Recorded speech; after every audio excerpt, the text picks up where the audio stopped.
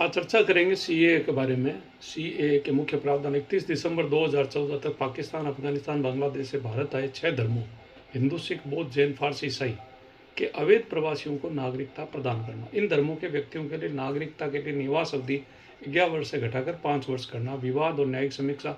CAA के विरुद्ध 200 से अधिक याचिकाएं सुप्रीम कोर्ट में लंबित है। याचिकाकर्ताओं तहत सीएए के धर्म के आधार पर भेदभाव करता है। अनुच्छेद 14 समानता और अनुच्छेद 15 धर्म के आधार पर भेदभाव का उल्लंघन होता है।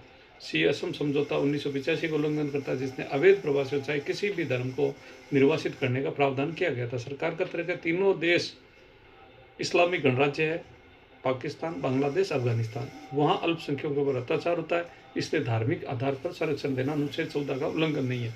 सीएए और national register of citizen NRC. CAA के साथ ही सरकार ने देशव्यापी एनआरसी की घोषणा की थी, परंतु अब तक केवल असम में ही एनआरसी लागू हुई है। 2025-26 में सरकार ने स्पष्ट किया कि असम के बाहर अभी एनआरसी लागू नहीं होगी। वर्तमान स्थिति 2026 तक सीए के तहत 2025 में 2000 से अधिक व्यक्तियों को नागरिकता प्रदान की गई, जिनमें अधिकांशतः पाकिस्तान से आए हिंदू शरणार्थी थे। सुप्रीम कोर्ट सीए के अंतरिम रोक नहीं लगाई क्योंकि इसका क्रियान्वयन जारी है। अंतरिम निर्णय तभी लंबित है, संभावना है 2026 के अंत या 2027 में निर्णय आएगा। निष्कर्ष भाग 1 और 2 का समग्र मूल्यांकन यह है कि भारतीय संविधान के भाग 1 संघ और राज्य क्षेत्र और भाग 2 नागरिकता ने एक ऐसे राष्ट्र की नींव रखी है जो अविभाज्य, एकात्मक लेकिन संघीय ढांचे वाला है, जहां देश एक नागरिकता का सिद्धांत लागू है। एक देश एक नागरिकता का सिद्धांत लागू है। भाग 1 की उपलब्धियां भी है।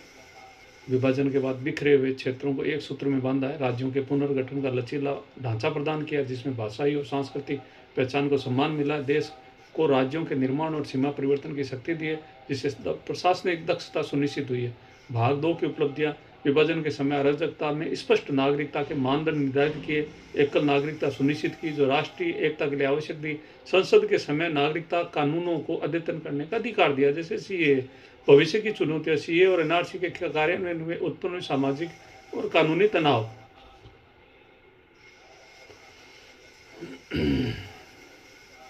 प्रवासी भारतीयों को दोहरी नागरिकता की मांग। केंद्र और राज्यों के बीच शक्ति संतुलन, जैसे चंडीगढ़ विवाद। यह अध्ययन सामग्री 2026 तक के सभी प्रमुख संवैधानिक प्रावधानों, ऐतिहासिक घटनाओं और सुप्रीम कोर्ट के निर्णयों और विधायी परिवर्तनों को सम्मिलित करती है। नागरिकता और राज्य क्षेत्र से संबंधित कोई भी नया संशोधन या न्यायिक निर्णयों तक इसे अद्यतन किया जाना चाहिए। भारतीय संविधान के भाग 1 अनुच्छेद 1 से 4, भाग 2 अनुच्छेद 5 से 11 के प्रत्येक अनुच्छेद को